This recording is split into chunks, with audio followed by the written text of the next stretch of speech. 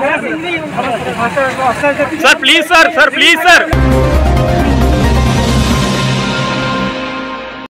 Sir कहते हुए माननीय के गाड़ी के पीछे सरपट दौड़ते हुए ये कोई जमीन आवास की मांग नहीं कर रहे हैं, बल्कि मांग रहे हैं अपना हक, और ऐसा हक जहां से देश निर्माण की नींव रखी जाती है। शायद काफिला लेकर फर्राटा मार रहे मुख्यमंत्री भी किसी गुरु के ही गढ़े हुए होंगे, लेकिन हाथ में पात्रता लिए हुए सर कहते दर की ठोकर खाते हुए इन शिक्षक अभ्यर्थियों की सुनने वाला कोई नहीं है, ना मामा ना मोहन। Sir please sir. बेटिंग अभ्यर्थियों की सुनवाई नहीं, सरकार की चुप्पी पर उठ रहे सवाल। क्या पात्र होने के बाद भी शिक्षक बनने के लिए मंत्रियों के पीटने पड़ेंगे दरवाजे?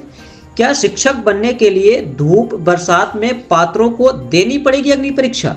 आखिर मध्य प्रदेश में शिक्षकों की भर्ती को लेकर मोहन सरकार की क्यों नहीं बज रही बंसी? मोहन सरकार क्या चुनाव के समय बनेगी ही तैसी, या फिर होगी कार्रवाई? Sir please. प्रदेश में लंबे समय से उच्च माध्यमिक शिक्षक वर्ग 1 भर्ती 2023 के बेटिंग अभ्यर्थी अपनी मांगों को लेकर संघर्षरत हैं। बार बार ज्ञापन सौंपने, जनप्रतिनिधियों से गुहार लगाने और सोशल मीडिया के माध्यम से आवाज उठाने के बावजूद आज तक उनकी समस्याओं का समाधान नहीं किया गया है। ऐसा ही एक बार यह मामला सामने आया है फिर से, जब एक उम्मीद के साथ रीवा में मुख्यमंत्री डॉक्टर मोहन यादव के आगमन पर बेटिंग शिक्षक संघ ने उन्हें ज्ञापन सौंपा, जिसमें रिक्त पदों पर पदवृद्धि की मांग की गई। यह मामला उस समय में चर्चा में आया जब रीवा में मुख्यमंत्री का कार्यक्रम आयोजित किया गया था। मौके पर मौजूद बेटिंग शिक्षक संघ ने अपनी पीड़ा व्यक्त करते हुए कहा कि वे लंबे समय से प्रदेश सरकार से रिक्त पदों पर पदवृद्धि की मांग कर रहे हैं, किंतु अब तक सिर्फ आश्वासन ही मिलते आए हैं। मुख्यमंत्री को ज्ञापन सौंपने गए अभ्यर्थियों में बताया गया कि स्कूल शिक्षा विभाग एवं जनजाति कार्य विभाग द्वारा संयुक्त रूप से वर्ष 2023 में उच्च माध्यमिक शिक्षक वर्ग 1 की भर्ती निकली थी, जिसमें लगभग 5000 पदों पर नियुक्तियां की जानी थी। हालांकि भर्ती प्रक्रिया पूरी होने के बाद केवल लगभग 3000 अभ्यर्थियों को ही नियुक्त किया गया, जबकि शेष लगभग 2000 पद आज भी रिक्त पड़े हैं। इससे न केवल बेटिंग में शामिल योग्य उम्मीदवारों को नुकसान हुआ है, बल्कि सरकारी स्कूलों में शिक्षकों की भारी कमी भी बनी हुई है। अभ्यर्थियों का आरोप है कि सरकार ने चयनित अभ्यर्थियों की नियुक्ति तो कर दी, लेकिन शेष पदों पर बेटिंग सूची जारी नहीं की गई, जिससे यह स्पष्ट नहीं हो पा रहा है कि सरकार की मंशा आखिर क्या है। उनका यह भी कहना है कि जब नियुक्ति प्रक्रिया पूरी तरह से पारदर्शी और ऑनलाइन माध्यम से की गई, तो बेटिंग सूची जारी करने में देरी क्यों की जा रही है?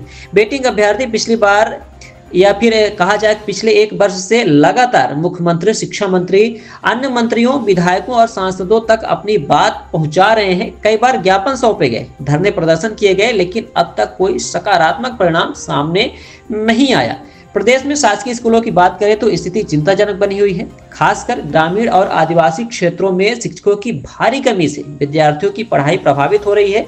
बेटिंग अभ्यर्थियों का कहना है कि अगर सरकार ईमानदारी से चाहती है कि शासकीय विद्यालयों की शैक्षणिक गुणवत्ता बेहतर हो, तो उन्हें रिक्त पदों पर त्वरित रूप से नियुक्तियां करनी चाहिए।